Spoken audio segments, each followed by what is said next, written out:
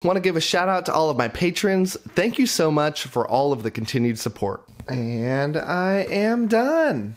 Okay, so I just finished up reading The Veiled Throne. This is book number 3 of the Dandelion Dynasty by Ken Liu, and I want to give you my unedited thoughts upon finishing this book, which was just right now. So this is undoubtedly the worst of the Dandelion books out of the 3 that I've read so far, and there's 4 total in the series. And I think pretty much everybody will say the same thing to you. This is the least favorite. Not just because I felt that way, but I've heard this before going into this, and it's just not as good. But this is still a very easy 5 out of 5 stars for me. The writing quality here is just as high as ever, and quite honestly, it could even be better than the other 2. So the writing quality is incredible. The world building and the characters, that's every bit as good as well. But the plot suffers here. The plot, there's no true climax to this story. This is likely due in large part due to the fact that, you're supposed to really treat books 3 and 4 as one big book. Kind of like, the final 2 books in Malazan Book of the Fallen, books 9 and 10, Dust of Dreams and The Crippled God. That was originally supposed to be one book, and it got split up into 2 because it was so big.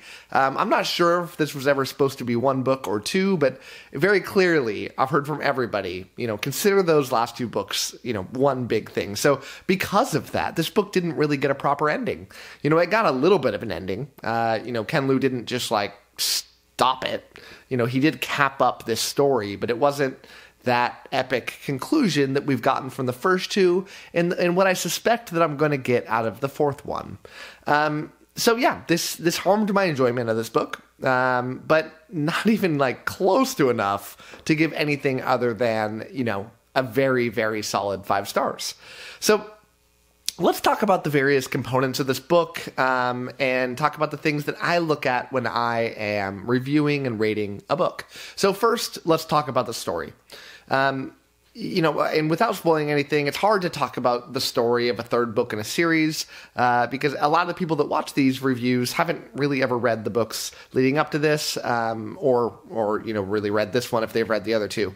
But in general, this story leading up to this point, the first book, we get this history story. It's the history of how one group, one man really, took over this empire and installed his family on the throne. And you know that going into it, that's what this is going to be about. The second book slows things down and then tells a story of a foreign invasion and the complexities involved in that. This 3rd one goes into, family members are getting spread around. I won't say who or where they're going, but there's getting spread around. There's strife within the family, major strife.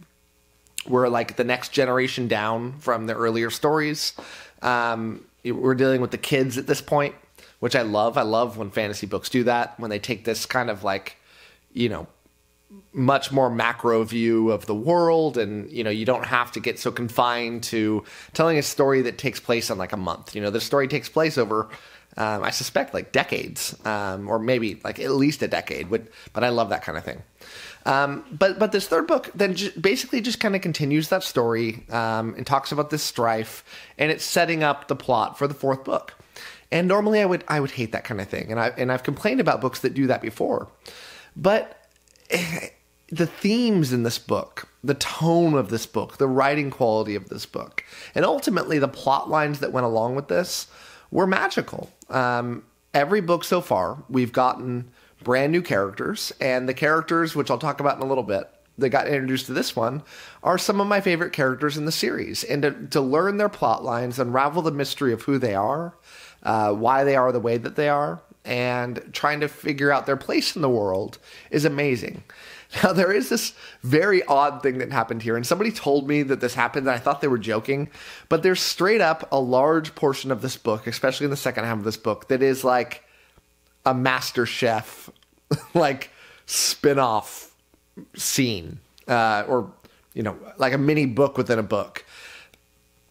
This one restaurant randomly challenges another restaurant to see who the greatest restaurant in that part of the world is. And it feels so strange that we're dealing with these major, world powers going up against each other. And then we're going to spend a major part of the book dealing with a multi-part, multi-day MasterChef competition. It's so strange. And the stated reason for it, as you're going into this, by the gods in this book. So the gods in this world do this commentary throughout the book. It's not like every chapter, but quite frequently we'll have this moment where the gods will be talking to each other and talking about what's happening. And it's such a cool way to look at things. But in one moment, the gods one of the gods says, like, why are we spending time watching this? Almost pretending like they're the reader. And the answer, in a much more compelling way that Ken Liu can, because he's a genius when he writes, is that, sometimes it's good to look at the small things in the world, to not worry about these bigger things, and to just think about things on daily life. And I accepted that in the moment. But then as we get to the end of this, all the story wraps together. You understand the actual greater purpose of this story and how it really defines the characters that are going to go up until this fourth part of the series. And it just became amazing. And in what was one of my least favorite parts of the book, by the end of it became one of my favorites. And somebody on my, I think it was on my Discord channel, made some really funny comment that I kind of agree with. And that, the favorite battle scene that they've read this year was the MasterChef battle, and it's pretty funny, but yeah, it's kind of true. So yeah, good stuff. The story's good, not great like the other ones, but very compelling.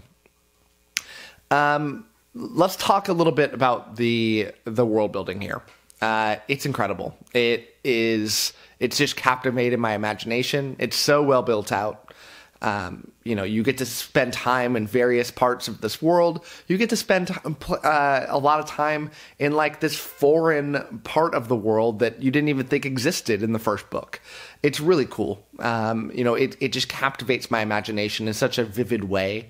The world does this really cool thing that I love when a world map is like way bigger than all the places that you're going to go investigate. In fact, it does this really cool thing where in part of the map, it shows that the people there don't even know what is on the other side.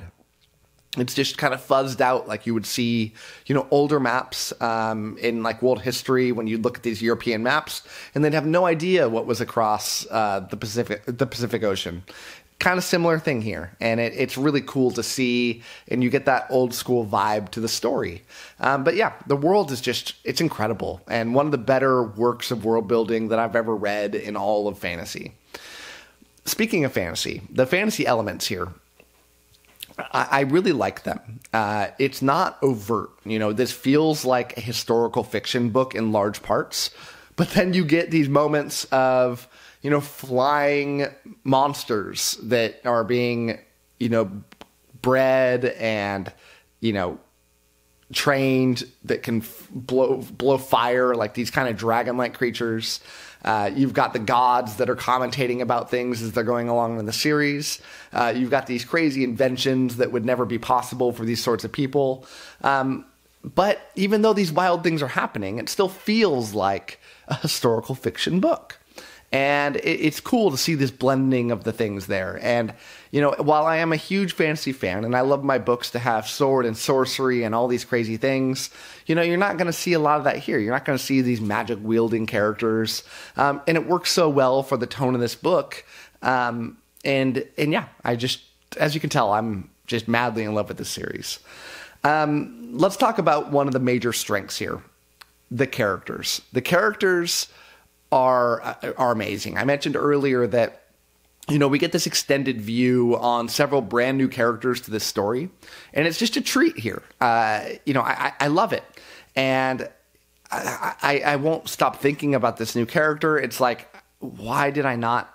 How did I only spend this little time with this character? And they've made such a big impact to me in this story. I mean, Ken Liu he's special, and I know that he's written several other things. I don't know that he's written another like fantasy type book, but he is instantly, because in large part his character writing one of my all-time favorite authors. Maybe like top 3 or 4, and that's just incredible.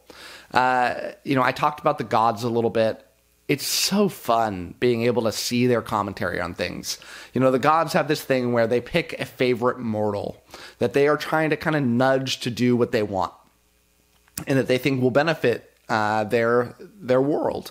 And it's so fun to watch them bicker with each other, to talk about how, why did they pick that person? Our people are going to be at odds with each other. Let's all try to agree and try to get this one conclusion to happen. But nobody knows what they're doing. And, it's got these allegories for real life and real life mortals. It's really, really fun stuff. The prose in this book is magical. I can't think of another author out there that writes greater prose than Ken Liu does. There's some that write similarly, not. And when I say similar, I mean similar quality. He writes a very unique style prose that just, it's so amazing. It's kind of, lyrical in the way that it's written.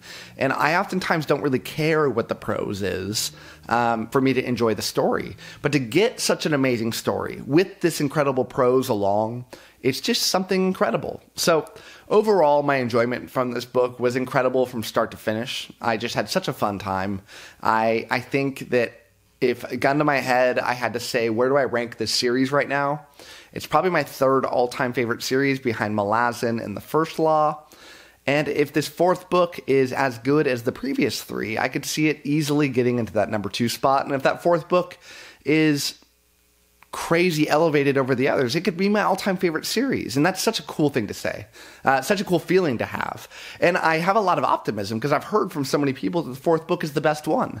I think that's kind of the predominant opinion. I can't say that. I've heard a lot of people say the 2nd one's their favorite. I've heard a lot of people say the 1st one is. But I've heard a lot of people say the 4th one is too. So, oh man, I'm just holding out hope that I'm going to love this 4th one. I can't imagine a scenario where I dislike it, but I am just praying that it's going to be an all-time great. So the series can go down as, one of, if not the best series that I've ever read. It's awesome.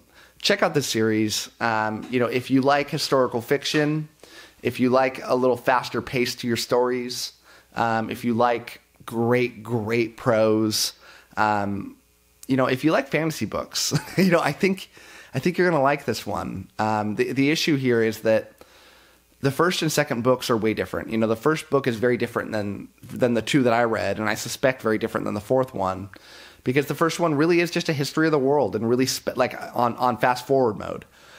So, but if you like that, I think you're going to love the rest of them. I can't imagine you're going to read that 1st one and love it and say, oh, but I hate the others. It's just awesome. I can't imagine somebody that's going to hate this series. I'm sure they exist, but I can't rack my brain to figure out why. So I'm going to wrap things up there. I cannot wait to finish up this series. I think I'm going to be reading it in September. And yeah, that can't come soon enough. So thank you so much for watching. And as always, happy reading to you. Thanks again to all my patrons, with a special shout out to my Ascendant tier and Librarian tier patrons: Anna G, Brian, CJ, Darren, Jonathan, My Book is Lit, Nathan T, Nev's Book Channel, Ron Reich, Russell, Ryan L, Anna, Andra, Angelo, Ben, Blair, Brock, Evan, Jen B, Harry B, Jamie, Jeff Pixler, Maria, Michael Sugarman, Sky, TW57, Wacky, and Zion.